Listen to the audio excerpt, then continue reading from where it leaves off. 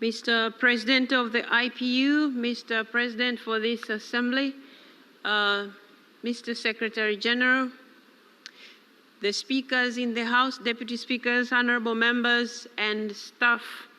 I would like to take this opportunity on behalf of the Africa Group to reiterate on two issues.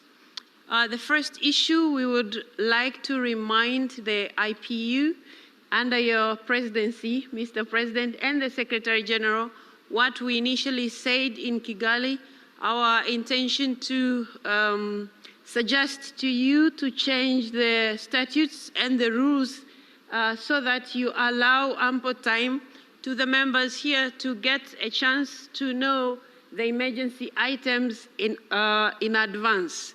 That means setting up a deadline of submission of those emergency items so that the geographical groups would have a chance to look at them before the meeting is convened officially. The second issue that I would like to bring to your attention, which is the last one, is the fact that we always come to these conferences and we only have to consider one item as an emergency item.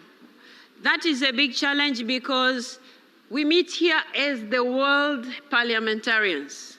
And it's very unlikely that in the whole world we will have only one issue that is agreeable to everybody as an emergency item. And so the members of parliament from all over the world are forced to choose between a hard rock and a stone. And sometimes you have competing issues which are equally important.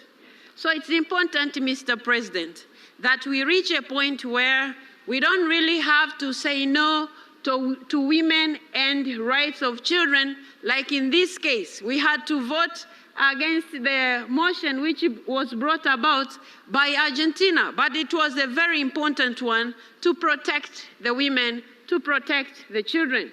And now we were all, we had to go against it. But I mean, who doesn't want the women and children to be protected in all situations? But because we are forced to choose only one, then we had to vote against the rest and then go with one. But if our rules and our statutes are changed to allow to have more than one item, it will give a chance to these members of parliament from all over the world to canvass on different issues than just one as we do right now. In conclusion, because our geographical regions are just too many, we have to take into account that one issue as an emergency item is insufficient because the world is diverse and we are likely to always have competing issues that we have to vote against and for just because we need one, and both of them, maybe they should be considered together.